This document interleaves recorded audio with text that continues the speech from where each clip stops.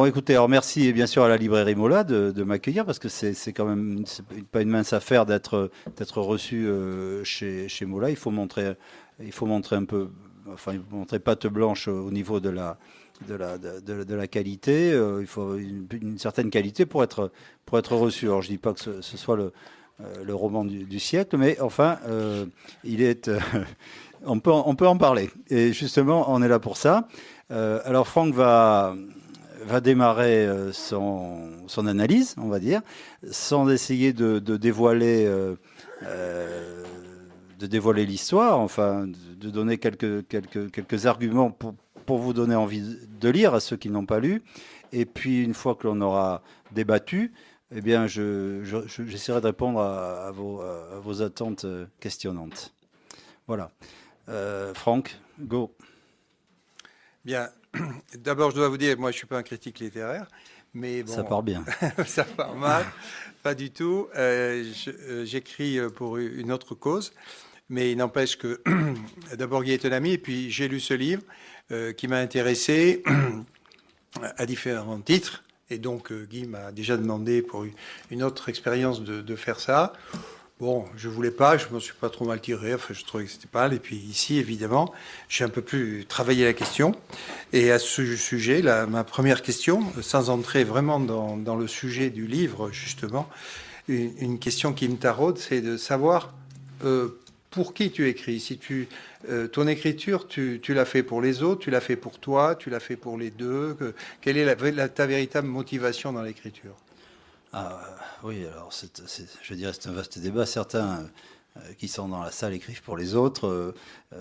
Quand on m'a posé la question, moi j'ai tout de suite dit que j'écrivais pour moi parce que j'ai commencé par écrire des textes poétiques. Quand on écrit des textes poétiques, c'est qu'il faut vraiment dire quelque chose.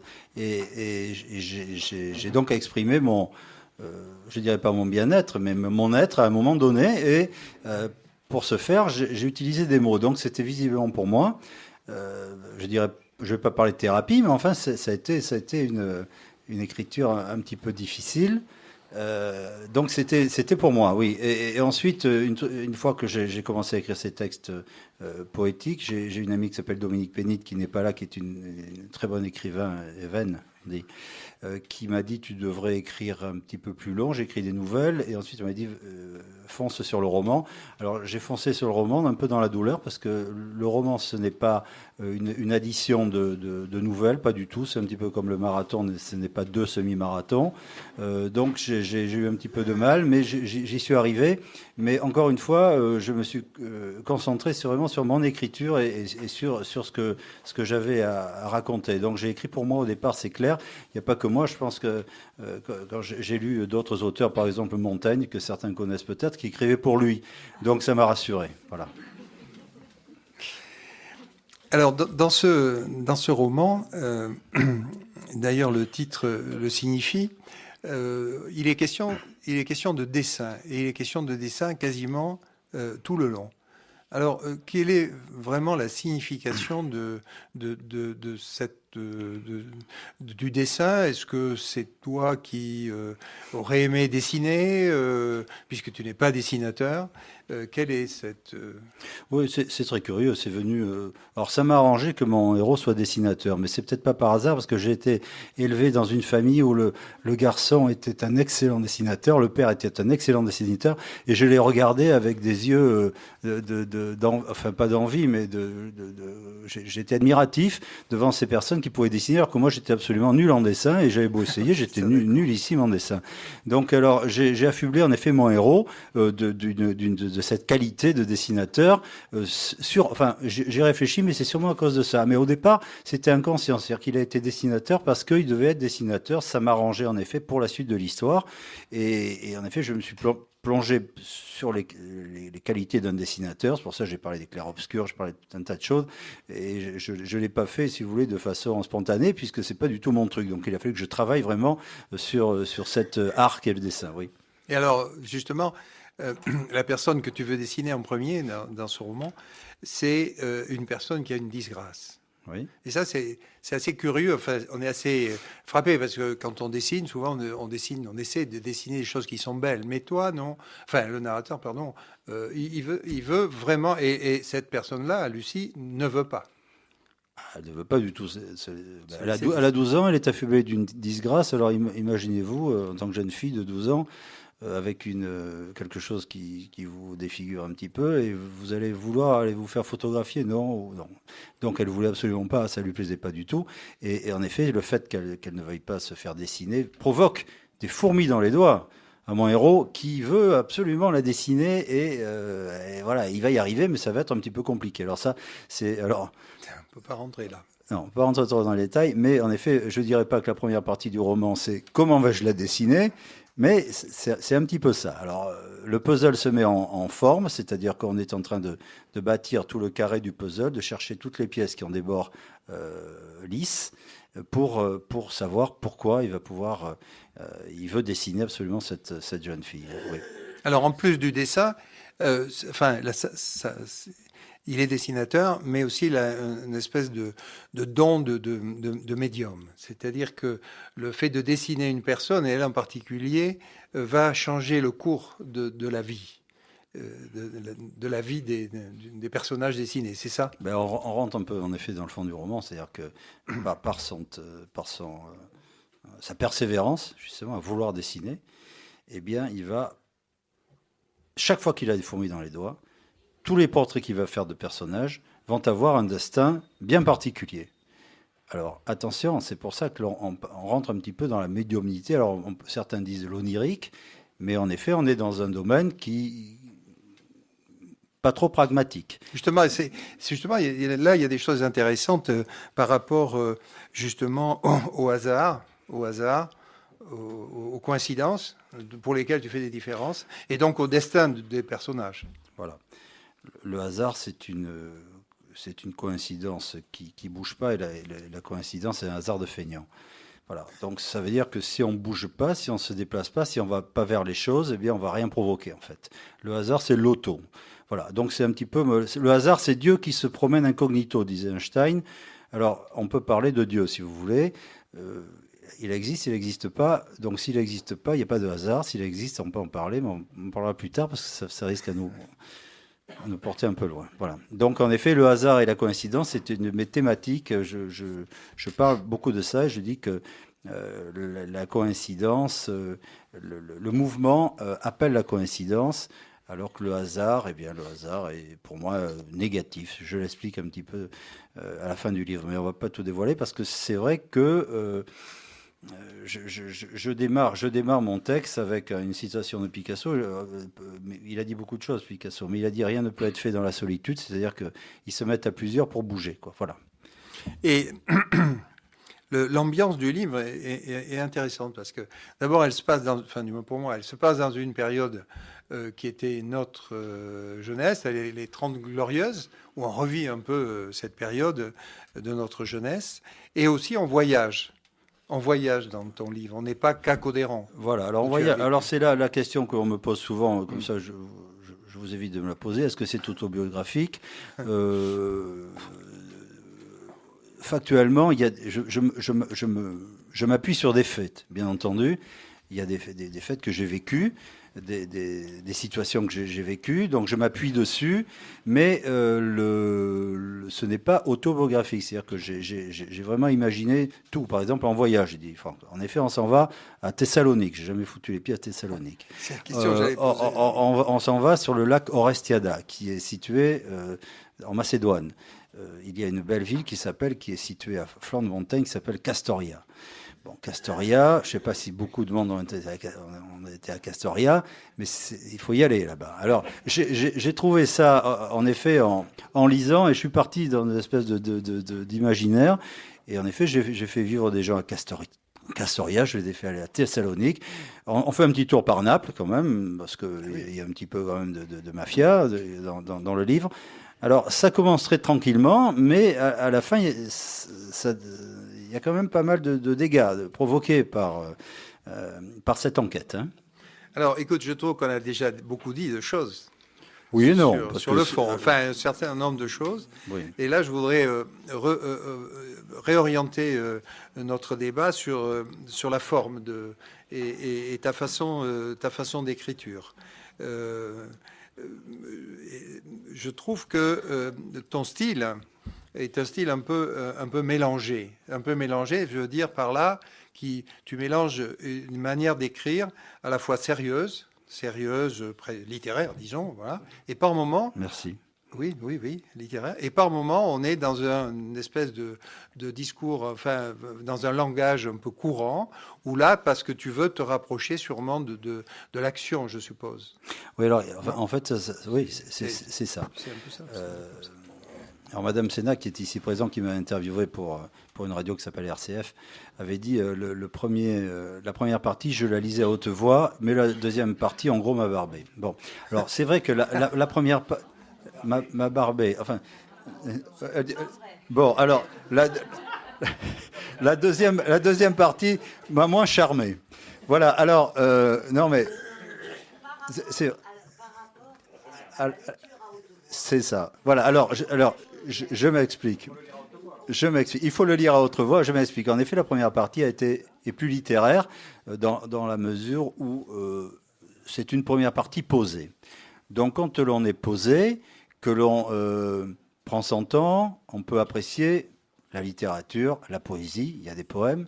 En revanche, quand on va dans l'action, ça bouge. Ça sert à rien d'écrire de façon littéraire parce que à ce moment-là, on oublie. Si on est dans l'action, on oublie à la limite je ne vais pas mettre un poème pendant que le héros est en train de se faire tirer dessus. Je veux dire, ouais, tu vois. Ça arrive. Ça arrive. Mais c'est vraiment des poètes, poètes de guerre. Hein, des poètes de guerre. Donc dans l'action, en effet, les phrases sont plus courtes. C'est plus percutant, j'espère. Et il y a moins de poésie, c'est vrai. Il y a moins d'écriture, c'est vrai. En revanche, je me rattrape à la fin, où là, je me repose et je finis tranquillement. Alors justement, je veux rebondir justement sur ces parties littéraires du livre où on retrouve une certaine musique de mots, comme tu as su si bien le faire dans La Vague, ce livre que certains ont lu ici, de poésie, oui. Qui a commencé par la poésie. Moi, j'avais beaucoup apprécié aussi. Et on retrouve de ci, de là, le poète qui est sous-jacent. Oui, la poésie, c'est 800 personnes en France qui lisent la poésie, donc je te remercie. Il y en reste 799, il y en a peut-être dans la salle. Donc, je disais tout à l'heure, quand tu as écrit de la poésie, c'est vraiment qu'on a quelque chose à dire, hein, parce que c'est pas de la poésie contemplative. Je sais plus ce que tu me demandais.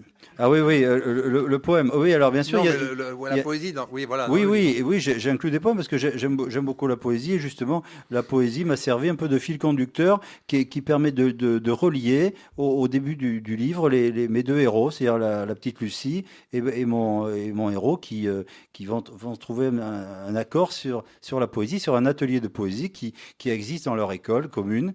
Donc ils se retrouvent dans cet atelier de poésie. Ça me donne l'occasion en effet de me faire. J'ai mis quelques-uns de mes poèmes et je me suis fait aider par Prévert, je me suis fait aider par Apollinaire, donc j'ai pris quand même quelques amis connus. Voilà, aussi. Enfin, je voudrais dire, et là c'est pas une question, que ce livre, tout le long de ce livre, on retrouve l'humour de Guy Reichenmann, cette façon un peu de dérision qu'il a toujours sur les choses, cette vue un peu de haut, et ça, je trouvais ça très intéressant. Je dirais cette vue en distance. C'est vrai, je suis toujours en distance quand j'écris. J'ai du mal à rentrer dans les sentiments des gens. Alors, je reste toujours, je dirais pas à la porte, mais j'écris toujours un petit peu en distance. Et bien sûr, en me protégeant par l'humour. L'humour a été longtemps, en effet, une façon pour moi de protection, quoi. Voilà, me protéger. Donc, même quand j'essaie d'être sérieux, je mets un peu d'humour. J'ai lu dernièrement 14 d'Echnoz. J'ai retrouvé à certains moments un peu dramatiques des traits d'humour. J'ai apprécié. Voilà.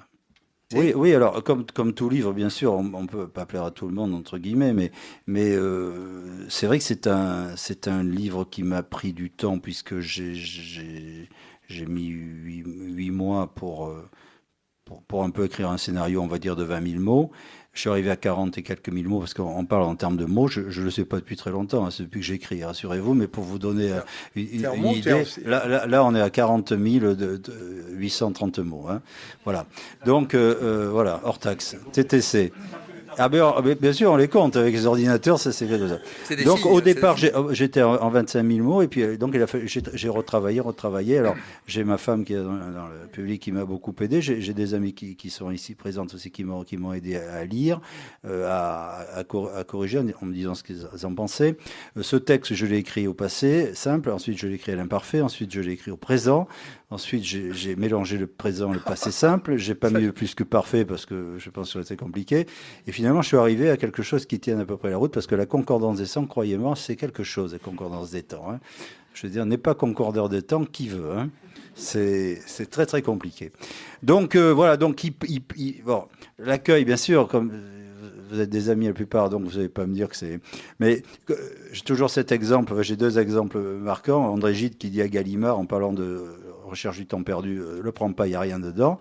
Et Victor Hugo qui dit, ce Stendhal, il écrit, chaque fois qu'il écrit, ça me fait grincer des dents. Voilà. Je vais rebondir, je suis un commerçant avide. Je regarde l'heure parce qu'on est bien. Non, vide, c'est plein, c'est Ouais, plein. je suis un commerçant.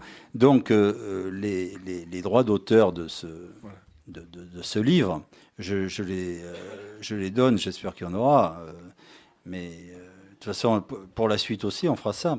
Je donne à une association qui s'appelle Aquitaine Destination, qui a été initiée en 2000 par Bernard Cazenave, qui est ici présent, et qui va vous dire d'ailleurs carrément en quoi consiste cette association. Il va venir là, tu vas en parler 2 minutes, Bernard, s'il te plaît.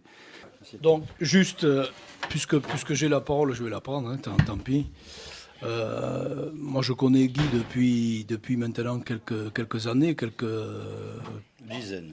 un petit peu plus, quelques 15 années. Et j'ai toujours pensé j'ai toujours pensé qu'on était, oui, plus que ça, oui, qu'on était en décalage, parce que je suis un peu frustré parce que j'ai toujours pensé qu'il était à la fois très en avance sur ce que nous faisons les uns et les autres, en tout cas sur moi, puisque c'est un garçon qui, quand il est rentré volontairement au CREPS pour faire des études de prof d'éducation physique, je dévoile rien, Guy. Les inscriptions étaient terminées, il a traversé la rue et il a été en face pour faire du commerce. Donc, quand j'ai su cette histoire-là, puisque moi je suis également prof d'éducation physique, moi je suis arrivé à la bonne date, très certainement, parce que quand j'ai su que ça s'était passé comme ça, je me suis dit, ce type-là, il est pas comme les autres, quoi. Il est un peu tordu. Et je confirme. Il est sportif, puisqu'on a fait la vasalopette ensemble, il a fait des marathons bien plus que moi, etc. Il est golfeur professionnel, tout le monde le sait. Il est homme de télévision, homme d'écriture, homme de musique. Et donateur à l'association. Oui. Mais là où je veux en venir, c'est que je plaide coupable, parce que je n'ai pas lu le livre, donc tant pis, je l'avoue. Je l'avoue aussi facilement, mais je vais me rattraper. Et effectivement, de tout ce que j'ai entendu jusqu'à présent, j'ai qu'une envie, c'est de rentrer, d'acheter le livre d'abord, que tu me le dédicaces, de rentrer, de le lire en suivant, et je pense que je ne me coucherai, je m'endormirai que quand je l'aurai fini. Peut-être vais-je le commencer par la fin. Donc l'association, effectivement, c'est pour ça qu'il faut absolument l'acheter, parce qu'a dit Guy, parce qu'a dit monsieur, et parce que vous ferez un don à l'association. Guy est un type généreux, c'est là-dessus que je veux terminer. Un monsieur généreux, et il a spontanément décidé de reverser une partie de l'achat d'un livre à l'association Aquitaine Destination. Nous œuvrons depuis 10 ans pour des enfants qui sont hospitalisés, soignés de leucémie d'une part, puisque nous organisons systématiquement 2 fois, 3 fois par an des des journées avec ces enfants-là et leurs familles pour leur faire découvrir des choses absolument particulières pour eux, exceptionnelles, parce qu'ils n'ont pas été dans des endroits à cause de leur maladie. Et puis nous installons également des appareils de visiocommunication dans les services de néonatologie et simplement pour relier la maman qui vient d'accoucher d'un nouveau-né et qui est séparée momentanément certes, mais d'une manière assez cruelle, et pour les prématurés. Voilà. Donc ça fait 10 ans maintenant, on a installé 7 ou 8, équipé 7 ou 8 services dans l'Aquitaine et en particulier sur Bordeaux. Voilà. Donc je remercie Guy évidemment de cette démarche qui nous touche profondément et j'espère que ça sera un best-seller et que nous pourrons en profiter tous. Merci Guy.